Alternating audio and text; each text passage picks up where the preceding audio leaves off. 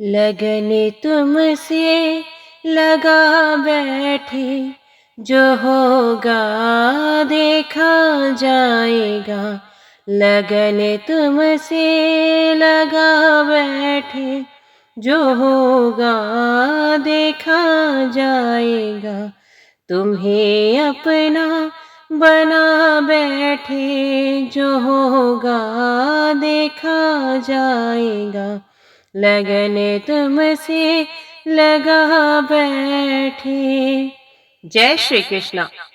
माघ एक ऐसा माह जो भारतीय संवत्सर का 11वां चंद्र मास व 10वां सौर मास कहलाता है। दरअसल मघा नक्षत्र युक्त पूर्णिमा होने के कारण ये महीना माघ का महीना कहलाता है। वैसे तो इस मास का हर दिन पर्व के समान माना जाता है, लेकिन कुछ खास दिनों का खास महत्व भी इस महीने में है। ब्रह्मा, विष्णु, महेश, आदित्य, मरुदगण तथा अन्य सभी देवी देवता माघ में संगम स्नान करते हैं।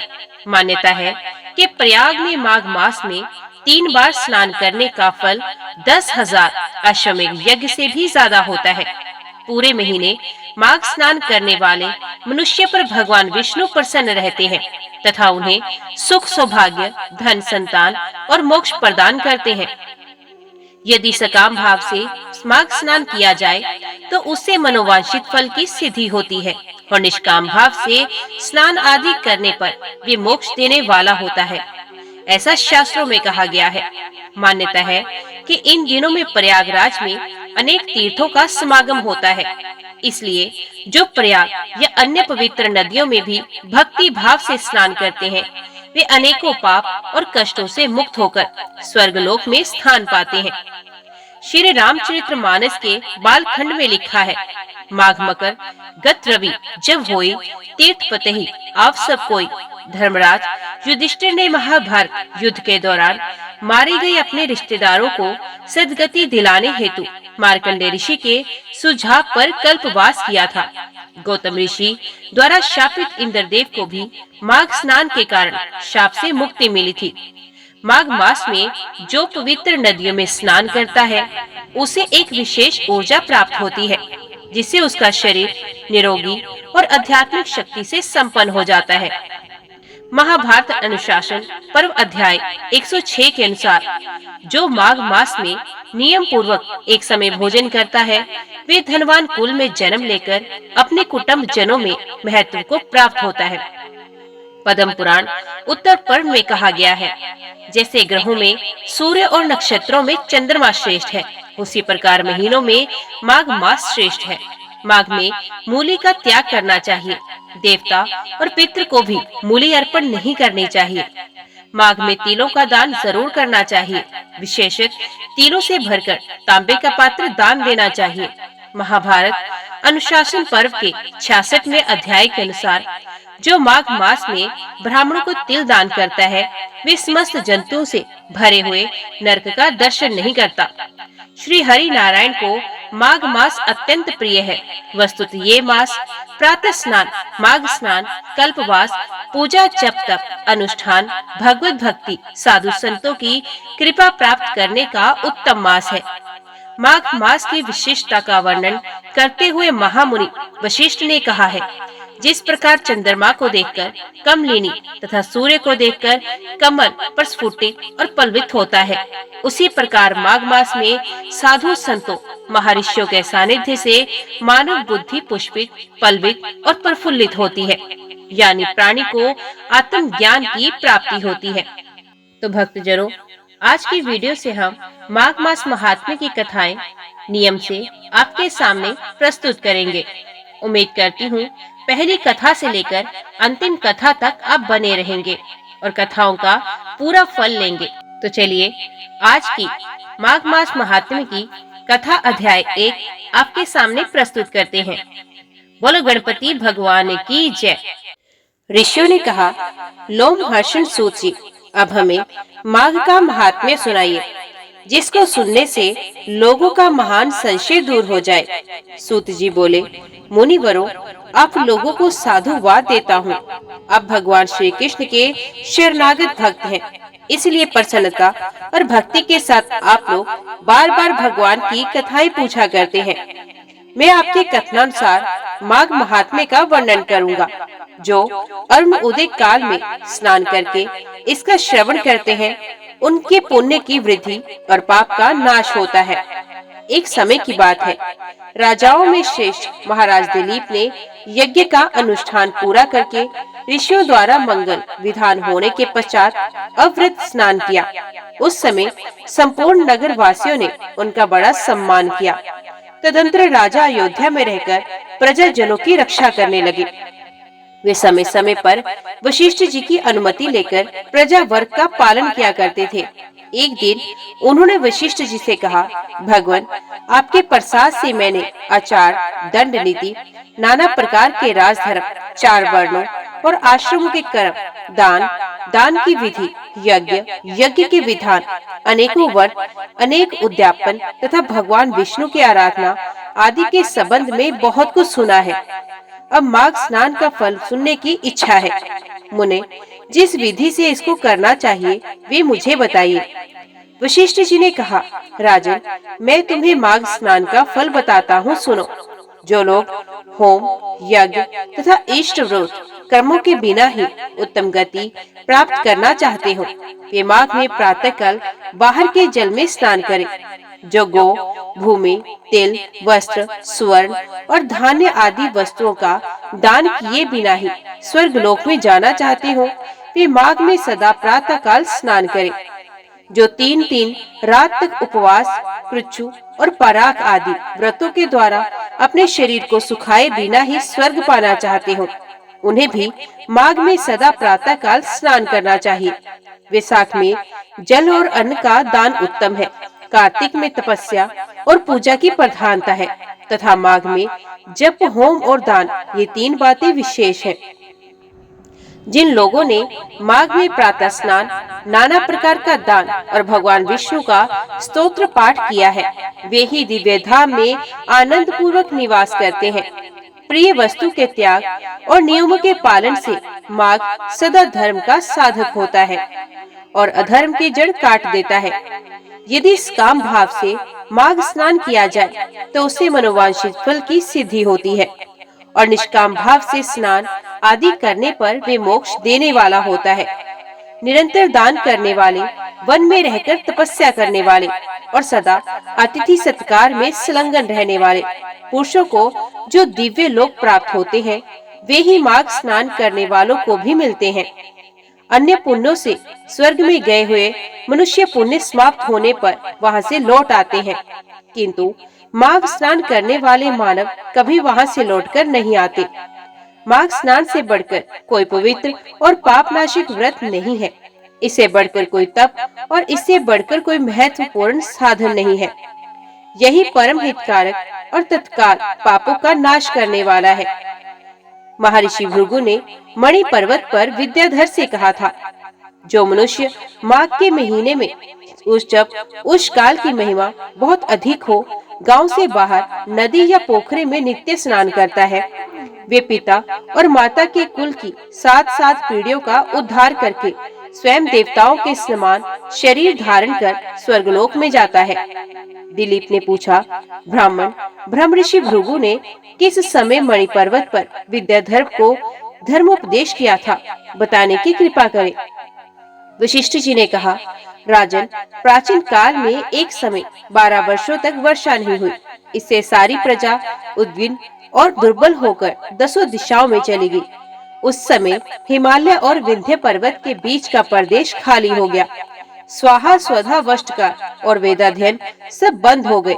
समस्त लोक में उपद्रव होने लगा। धर्म का तो लोप ही हो गया, प्रजा का भी अभाव हो गया। भूमंडल पर फल, मूल, अन्न और पानी की बिल्कुल कमी हो गई।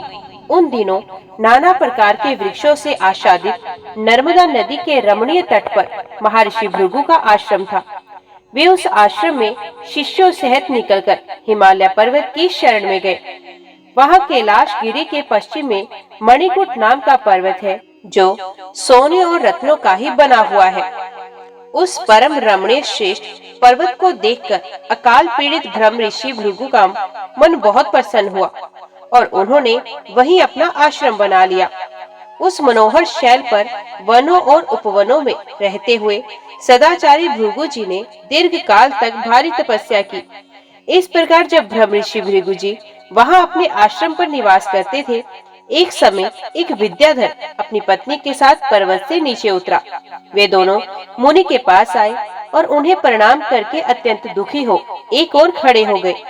उन्हें इस अवस्था में देख ब्रह्म ऋषि ने मधुरवाणी से पूछा, विद्याधर, प्रसन्नता के साथ बताओ, तुम दोनों इतने दुखी क्यों हो? विद्याधर ने कहा, द्विजश्रेष्ठ, मेरे दुख का कारण सुनिए। मैं पुण्य का फल पाकर देवलोक में गया। वहां देवता का शरीर, दिव्य नारी का सुख और दिव्य भोगों का अनुभव प्राप्त करके भी मेरा मुंह बाघ का सा हो गया। ना जाने ये किस दुष्कर्म का फल उपस्थित हुआ। यही सोच सोचकर मेरे मन को कभी शांति नहीं मिलती। ब्राह्मण, एक और भी कारण है जिससे मेरा मन व्याकुल हो रहा है। ये मेरी कल्याणमयी पत्नी बड़ी मधुरभाषिणी तथा सुंदरी है। स्वर्गलोक में शील, उदारता, गुण समूह, रूप और यौवन की संपत्ति द्वारा इसकी समानता करने वाली एक भी स्त्री नहीं। कहाँ तो ये देवमुखी सुंदरी रमणी और कहाँ मेरे जैसा व्याघ्र मुख पुरुष। ब्राह्मण, मैं इसी बात की चिंता करके मन ही मन सदा जलता रहता हूँ। भृगु जी ने कहा, विद्याधर श्रेष्ठ, पूर्व जन्म में तुम्हारे द्वारा जो अनुचित कर्म हुआ है वे सुनो। निषिद्ध कर्म कितना ही छोटा क्यों न हो, परिणाम में भी भयंकर हो जाता है। तुमने पूर्व जन्म में माघ के महीने में एकादशी को उपवास करके द्वादशी के दिन शरीर में तेल लगा लिया था। इसी से तुम्हारा मुंह व्याघ्र के समान हो गया। पुण्य में एकादशी का व्रत करके द्वादशी को तेल का सेवन करने से पूर्व काल में इलानंदन पुरवर को भी कुरूप शरीर की प्राप्ति हुई थी। वे अपने शरीर को कुरूप देख उसके दुख से बहुत दुखी हुए और गिरिराज हिमालय पर जाकर गंगा जी के किनारे स्नान आदि से पवित्र हो प्रसन्नता पूर्वक कुशासन पर बैठे। राजा ने अपनी संपूर्ण इंद्रियों को वश में करके हृदय में भगवान का ध्यान करना आरंभ किया। उन्होंने ध्यान में देखा, भगवान का श्री विग्रह नूतन नील मेघ के समान श्याम है। उनके नेत्र कमल दल के समान विशाल है। वे अपने हाथों में शंख, चक्र, गदा और पद्म धारण किए हुए हैं। उनका श्री अंग पीतांबर से ढका है। वक्षस्थल में कौस्तुभ मणि भी अपना प्रकाश फैला रही है तथा वे गले में वनमाला धारण किए हैं। इस प्रकार श्री हरि का चिंतन करते हुए राजा ने प्राणवायु के मार्ग को भीतर ही रोक लिया और नासिका के अग्रभाग पर दृष्टि जमाए कुंडलिनी के मुख को ऊपर उठाकर स्वयं सुषुम्ना नाड़ी में स्थित हो गए। इस तरह एक मास तक निराहार रहकर उन्होंने दुष्कर तपस्या की। इस थोड़े दिनों की तपस्या से ही भगवान संतुष्ट हो गए। उन्होंने राजा के 7 जन्मों की आराधना का स्मरण करके उन्हें स्वयं प्रकट हो प्रत्यक्ष दर्शन दिया। उस दिन माघ शुक्ल पक्ष की द्वादशी तिथि थी। सूर्य मकर राशि पर स्थित थे। भगवान वसुदेव ने बड़ी प्रसन्नता के साथ चक्रवर्ती नरेश पूर्वा पर शंका जल छोड़ा और उन्हें अत्यंत सुंदर एवं कमनीय रूप प्रदान किया। वे रूप इतना मनोहर था जिससे देवलोक की नायिका उर्वशी भी आकृष्ट हो गई और उसने पूर्वा को पति रूप में प्राप्त करने की अभिलाषा की। इस प्रकार राजा पूर्वा भगवान से वरदान पाकर कृत्य हो अपने नगर में लौट आए। विद्याधर, कर्म की गति ऐसी ही है, इसे जानकर भी तुम क्यों खिन्न हो जाते हो? यदि तुम अपने मुख की कुरूपता दूर करना चाहते हो तो मेरे कहने से शीघ्र ही मणिकूट नदी के जल में माघ स्नान करो। वे प्राचीन पापों का नाश करने वाला है। तुम्हारे भाग्य में माघ बिल्कुल निकट है। आज से 5 दिन के बाद ही माघ मास आरंभ हो जाएगा। तुम पौष के शुक्ल पक्ष की एकादशी से ही नीचे वेदी पर सोया करो और 1 महीने तक निराहार रहकर तीनों समय स्नान करो। भोगों को त्याग कर जितेंद्रिय भाव से तीनों काल भगवान विष्णु की पूजा करते रहो। विद्याधर श्रेष्ठ, जिस दिन माघ शुक्ल एकादशी होगी उस दिन तुम्हारे सारे पाप जलकर भस्म हो जाएंगे। फिर द्वादशी के पवित्र दिन को मैं मंत्रपूत कल्याण में जल से अभिषेक करके तुम्हारा मुख कामदेव के समान सुंदर कर दूंगा। फिर देवमुख होकर इस सुंदरी के साथ तुम सुख पूर्वक क्रीड़ा करते रहना। विद्याधर, माघ के स्नान से विपत्ति का नाश होता है और माघ के स्नान से पाप नष्ट हो जाते हैं। माघ स्नान सब व्रतों से बढ़कर है तथा ये सब प्रकार के दानों का फल प्रदान करने वाला है। पुष्कर, कुरुक्षेत्र, ब्रह्मवट, पृथु, दक्ष अभिमुख क्षेत्र, काशी, प्रयाग तथा गंगा सागर संगम में 10 वर्षों तक शोच संतोष आदि नियमों का पालन करने से जो फल प्राप्त होता है वे माघ के महीने में 3 दिनों तक प्रातः स्नान करने से ही मिल जाता है। जिनके मन में दीर्घ काल तक स्वर्गलोक के भोग भोगने की अभिलाषा हो, उन्हें सूर्य के मकर राशि पर रहते समय जहाँ कहीं भी जल मिले प्रातः काल स्नान करना चाहिए। आयु, आरोग्य, रूप, सौभाग्य एवं उत्तम गुणों से जिनकी रुचि हो, उन्हें सूर्य के मकर राशि रहने तक प्रातः काल स्नान अवश्य करना चाहिए। जो नरक से डरते हैं और दरिद्रता के महासागर से जिन्हें त्रास होता है, उन्हें सर्वथा प्रयत्न पूर्वक माघ मास में प्रातः काल स्नान करना चाहिए। देवश्रेष्ठ, दरिद्रता, पाप और दुर्भाग्य रूपी कीचड़ को धोने के लिए माघ स्नान के सिवा दूसरा कोई उपाय नहीं। अन्य कर्मों को यदि अश्रद्धा पूर्वक किया जाए तो वे बहुत थोड़ा फल देते हैं, किंतु माघ स्नान यदि श्रद्धा के बिना भी विधि पूर्वक किया जाए तो वे पूरा फल देता है। गांव से बाहर नदी या पोखरे के जल में जहाँ कहीं भी निष्काम या सकाम भाव से माघ स्नान करने वाला पुरुष इस लोक और परलोक में दुख नहीं देखता। जैसे चंद्रमा कृष्ण पक्ष में क्षीण होता है और शुक्ल पक्ष में बढ़ता है, उसी प्रकार माघ मास में स्नान करने पर पाप क्षीण होता है और पुण्य राशि बढ़ती है। जैसे समुद्र में नाना प्रकार के रत्न उत्पन्न होते हैं, उसी प्रकार माघ स्नान से आयु, धन और स्त्री आदि संपत्तियां प्राप्त होती हैं। जैसे कामधेनु और चिंतामणि मनोवांछित भोग देती है, उसी प्रकार माघ स्नान सब मनोरथों को पूर्ण करता है। सत्य युग में तपस्या को, त्रेता में ज्ञान को, द्वापर में भगवान के पूजन को और कलयुग में दान को उत्तम माना गया है। परंतु माघ का स्नान सभी युगों में श्रेष्ठ समझा गया है। सबके लिए, समस्त वर्णों और आश्रमों के लिए माघ का स्नान धर्म की धारावाहिक दृष्टि करता है। भृगु जी के ये वचन सुनकर वे विद्याधर उसी आश्रम पर ठहर गया और माघ मास में भृगु जी के साथ ही उसने विधि पूर्वक पर्वतीय नदी के कुंड में पत्नी सहित स्नान किया। ब्रह्म ऋषि भृगु के अनुग्रह से विद्याधर ने अपना मनोरथ प्राप्त कर लिया। फिर वे देवमुख होकर मणि पर्वत पर आनंद पूर्वक रहने लगा।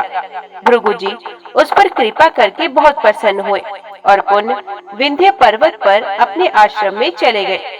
उस विद्याधर का मणि में पर्वत की नदी में माघ स्नान करने मात्र से कामदेव के समान मुख हो गया तथा भृगु जी भी नियम समाप्त करके शिष्यों सहित विंध्याचल पर्वत की घाटी में उतरकर नर्मदा तट पर आए।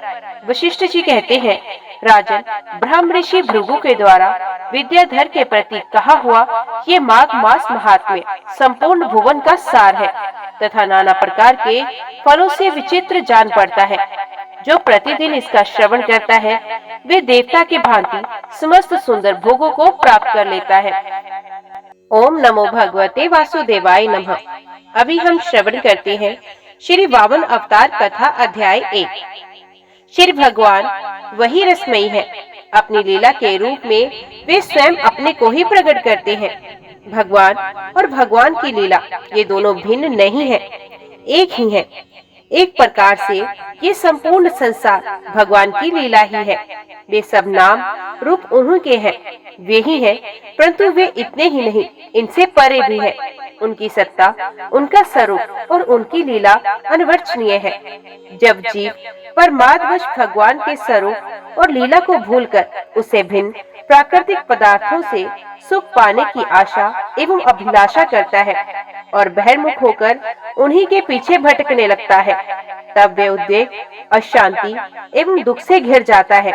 भगवान वैसी स्थिति में भी उसे बार बार चेतावनी देते रहते हैं और प्रतीक्षा किया करते हैं कि वे अभिमान तथा भौतिक पदार्थों का भरोसा छोड़कर सच्चे हृदय से मुझे पुकारे तो मैं अभी चलकर उसे गले से लगा लूं, उस पर अपना अनंत प्रेम प्रकट करूं तथा सर्वदा के लिए सुख शांति के साम्राज्य में वास दे दूं।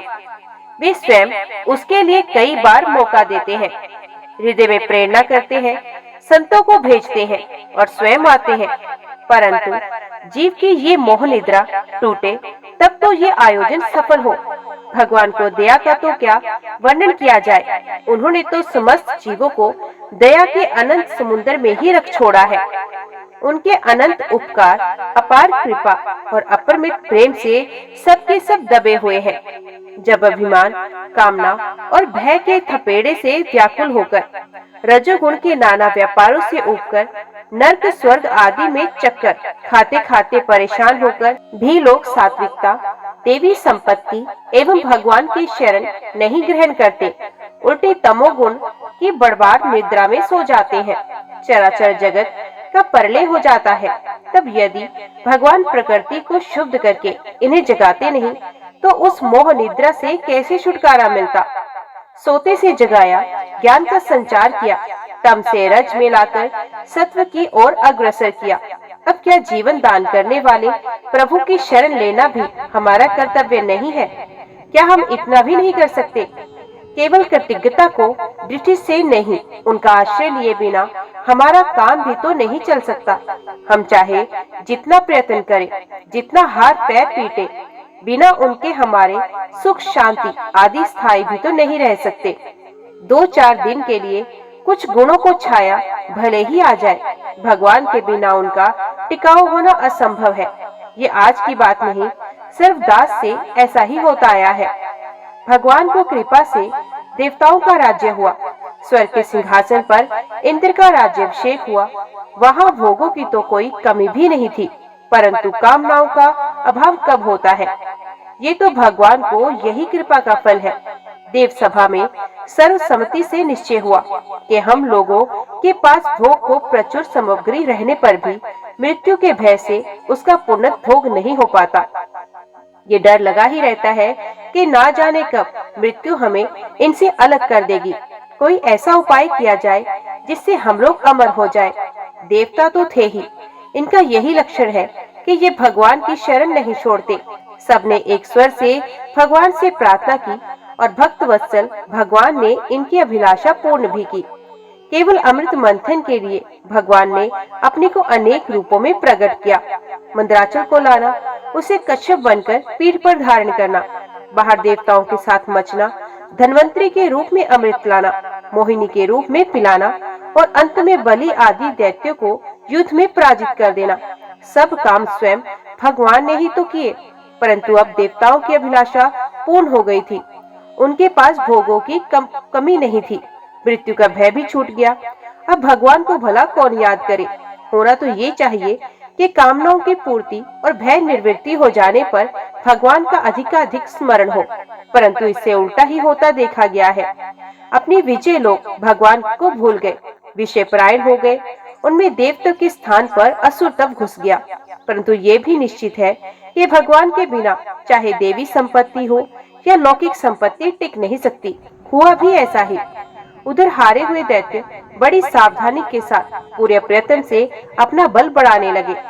अपने कुल गुरु शुक्राचार्य की सम्मति से बड़े भारी यज्ञ का आयोजन हुआ। विधि पूर्वक अनुष्ठान होने लगे। यहाँ असुर भाव के स्थान पर देव भाव की जागृति होने लगी। हारने वाला जीत गया और जीतने वाला हार गया।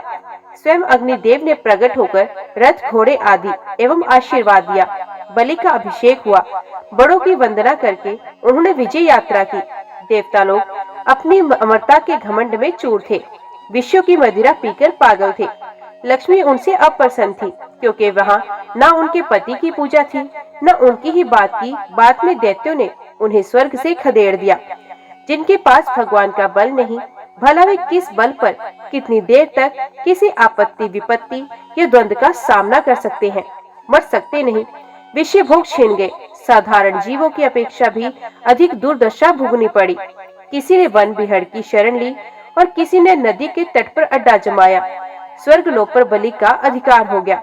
वे ही अब इंद्र हुए। देवेंद्र के दुख का पारावार नहीं था। कल का इंद्र आज भिखारी है।